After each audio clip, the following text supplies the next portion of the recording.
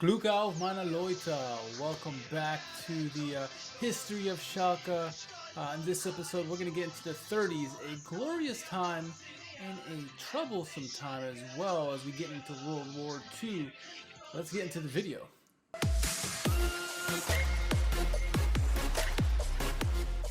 So, looking back at last episode, we got into the 20s, a nice decade of the 20s where things really started to get prosperous for the club. We started seeing some excellent play with the Schalker Kreisel, the spinning tops system that they used, and it was a very dominant system that started getting them results. And then we get into the 30s. Just before they got to the 30s, they got their first successes, and then they had a ban for illegally paying players, and that's where we left off. That ban, though, had very little impact on the team's popularity. In the first match after their ban against Fortuna Düsseldorf, who we just beat, by the way, in June 1931, the team drew 70,000 spectators to its home ground. The club's fortunes began to rise after 1931, and they made a semi-final appearance in the 1932 German Championship, losing 2-1 to Eintracht Frankfurt. The year after, the club went all the way to the finals, where Fortuna Düsseldorf proved the better side, winning 3-0 in that game. With the reorganization of German football in 1933 under Nazi Germany, Schalke found themselves in the Gauliga Westfalen, one of 16 top-flight divisions established to replace the innumerable regional and local leagues, all claiming top status. This league saw Schalke's most successful decade in their history. From 1933 to 1942, the club would appear in 14 of 18 national finals, 10 in the German Championship, and 8 in the Schammer Pokal, which is a predecessor of the DFB Pokal, and won the Westphalia Championship 11 times in a row, sometimes so superior that the gap to the runner-up was more than 10 points. Sounds familiar, doesn't it? Bayern of now? I'm just saying.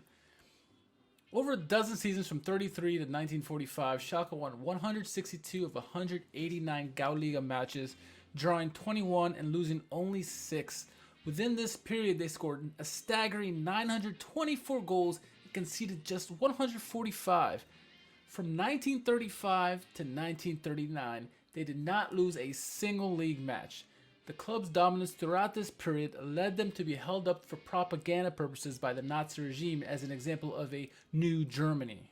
The club never lost a home match in Gauliga Westfalen in those 11 seasons and only lost 6 away matches. It's a sign of the club's dominance in that era. Schalke's first national title came in 1934 with a 2-1 victory over favorites Nuremberg. The next year, they successfully defended their title against VfB Stuttgart with a 6-4 win. The club missed the 1936 finals, but would make appearances in the championship match in each of the next 6 years, coming away with victorious in 1937, 39, 40, and 42.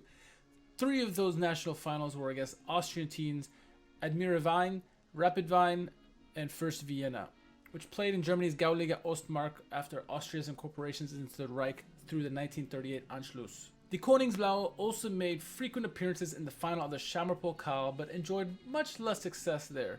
They lost the inaugural Schammer Pokal 2-0 to Nuremberg in 1935. They also failed to make appearances in the 1936, 41, and 42 finals, with their only victory coming in 1937 against Fortuna Düsseldorf. FC Schalke 04 reached 5 finals in 1937 and won their first double in German football when they won the cup. Now, the big thing that looms over Schalke over the 30s, and in particular during World War II, were they a part of the Nazi regime? Were they a Nazi club? There's an article by these Football Times that kind of delves into that. We're going to get a little bit into here. So resistance to the National Socialist dictatorship did not happen. Most clubs adapted voluntarily, allowing themselves to be brought into line, clean up their clubs of unpopular Jewish members until the clubs have finally become part of the National Socialist Party organization.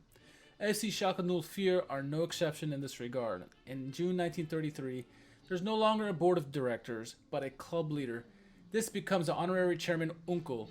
His deputy is Heinrich Schenscher, Nazi member since May 1st, 1933.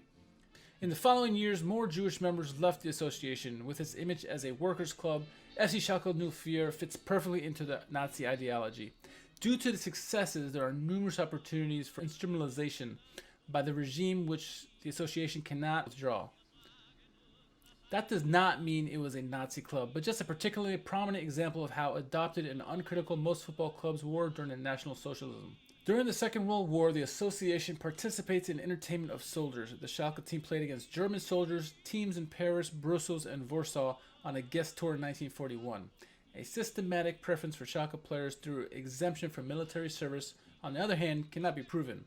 In the first years of the war, however, as with players from other clubs, there are some perks such as stationing closer to home or generous home leave.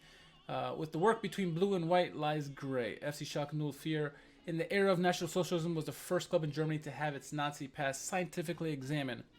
Authors are Stefan Goksch and Norbert Silberbach from the Gelsenkirchen Institute for Urban History. Now, without a doubt, the 30s was a glorious time in terms of title and success for the club, but also obviously some dark times with World War II and everything that came with that. Many honors were won by Schalke in this glorious period during the club's history. Just some of the titles won by Schalke during this decade were: in 1934, Schalke won the German Championship 2-1 against Nuremberg in Berlin. 1935, Schalke won 6-4 against Stuttgart and Cologne. In 37, Schalke won 2-0 against Nuremberg and Berlin again. 1939, Schalke won 9-0 against Admira Wien in Berlin. And then 1940, Schalke won 1-0 against Dresdner in Berlin as well. They won the German Cup Winners' Cup in 1937, which we mentioned is the double. Schalke won 2-1 against Fortuna Düsseldorf in Cologne. They were West German champions in 1929, 1930, 1932, and 1933. They were Westfalen Meister, which is the championship of that league, 1934, 35, 36, 37, 38, 39, and 40. They were the Ruhr-Bezirksmeister in 1930, 32, and 33.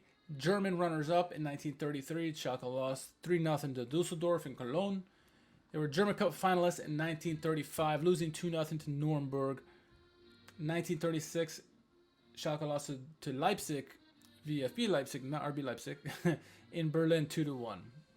So lots of titles to brag home about, but also some dark times as well that cannot be overlooked. Put out this disclaimer once again that because of the two wars in the early part of the century, many of the documented photos and documents were lost, obviously because of the war.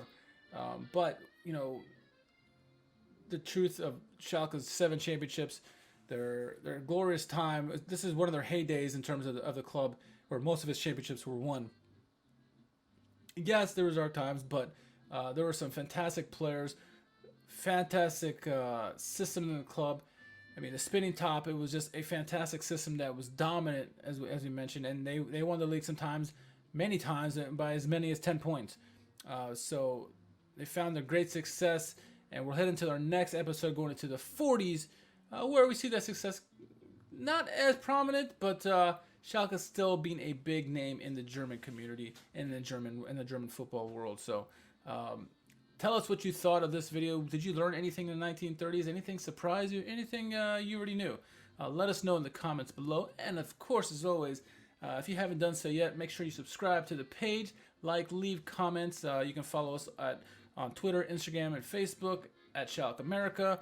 And our podcast can be heard anywhere that you can hear stream audio. So Apple Podcasts, Spotify, iHeartRadio, you name it, we're there. SoundCloud. So definitely tune in for us there. And then our next episode on the podcast usually air every Monday night, but it depends on how the games come out and stuff like that. So we'll see you on the next episode. We're on the international break now.